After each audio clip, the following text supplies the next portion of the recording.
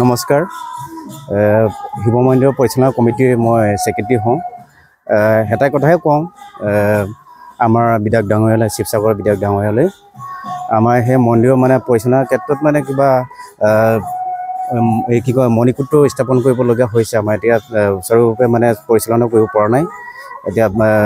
wall গাঁঠিবলগীয়া হৈছে নদী কাষত মানে স্থাপন কৰা হৈছে এইকাৰণে চৰকাৰৰ ফালৰ পৰা সহায় সহযোগ দিলে বেছি ভাল পাওঁ আপোনাৰ বিশেষ শিৱ মন্দিৰটো নদীৰ কাষত কেনে নিৰ্মাণ কৰিলে আমাৰ বিশেষকৈ ইয়াত মানে ছোৱালী দুজনী ইটো হৈছিলে আমাৰ গাঁওখনত ছোৱালী দুজনী নদীত মানে ফুৰিবলৈ গৈছিলে তাতে ইটো হ'ল অলিৰ সমাধি মানে কি কয় পানীত পৰি মানে ইটো হ'ল নেপালী ছোৱালী দুজনী এইটো কাৰণে আৰু গাঁৱৰ এইটোৰ কাৰণে আৰু উন্নতিৰ কাৰণে ইয়াত মানে আমি শিৱ মন্দিৰটো স্থাপন কৰা হৈছিল যেতিয়াৰ পৰা গৰাখনীয়া তেতিয়াৰ পৰা নাই আমাৰ লুইতৰ পাৰত আমাৰ মিচিং জনজাতিয়ে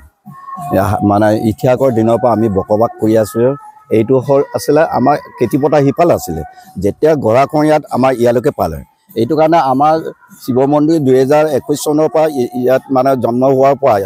আমাৰ এই গৰাখনীয়াটো বন্ধ হয় বন্ধ হোৱাৰ পিছৰ পৰা আমি বছৰে আমি শিৱৰাত্ৰিত আমি এনেকৈ নাম কীৰ্তন কৰি আমি নানা জাতীয় মানুহ আহি ইয়াত কীৰ্তন কৰি দিয়ে সেইকাৰণে আমি সেইটো হোৱাৰ পৰা আমাৰ জেগাডোখৰ উন্নতি হৈ গৈছে এতিয়া আপুনি চাব পাৰে এতিয়া মানে যিমান দ আছিলে এই দতে এতিয়া নাইকিয়া হৈ গ'ল সেইকাৰণে আমি ভগৱানৰ ওচৰত আমি প্ৰাৰ্থনা কৰি এই শিৱ মন্দিৰখন আমি বনাই চৰকাৰলৈ আমি অনুৰোধ কৰিছোঁ এই শিৱ মন্দিৰটো সহায় সহযোগ কৰি দিবৰ বাবে মই